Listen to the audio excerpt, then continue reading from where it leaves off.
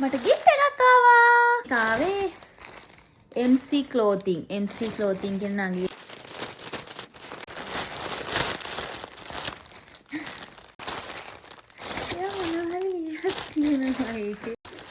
සුවඳයි.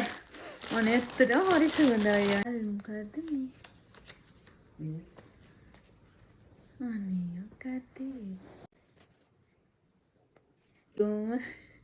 ලියුමනා සද්දෙට කියුවේ නැතත් කම් නෑ ලස්සනට ලියන්න දන්නේ නැතෝ කියලා මෙහෙම එකක් තියෙනවා.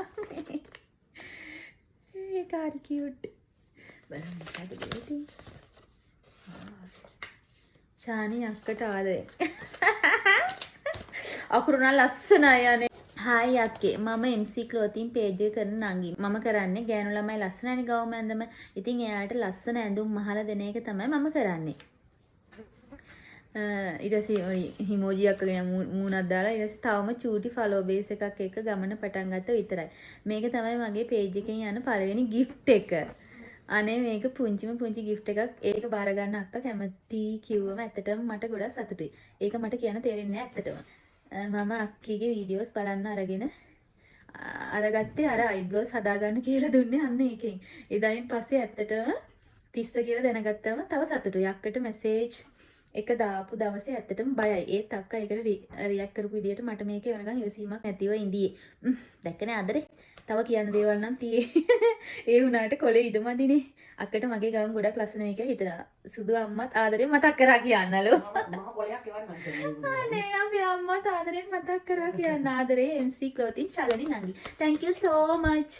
Thank you so much. ඒක unexpected එකක් ඒකයි ලෙටර් එක. ඉතින් නැති විදිහට ලැබිච්ච එක. මේ අනේ ඒක ෂෝක් අනේ. මට මේ විස්තර ගොඩාක් තිබුණා. ඊට පස්සේ තියෙනවා ඒ ඉක්මනට නැති වෙනවා. මේ කොහෙද කියලා හොයාගන්න නැති වෙනවා. ඉතින් මේ කාලෙකින් මට හම්බුනේ අනේ වගේ එකක්. Thank you. හොඳයි මේවා. ඊට පස්සේ මේ චුට්ටම් බට්ටෙක් ඉන්නවා. අනේ thank you. ඉතින් අනේ හොඳේ. අනේ මින්න. අනේ. thank you රත්තරන් පැටියෝ. thank you. ඊට පස්සේ තියෙනවා හරි සුවඳයි මේකට මානි පර්ෆියුම් ඇඳලා බලමු.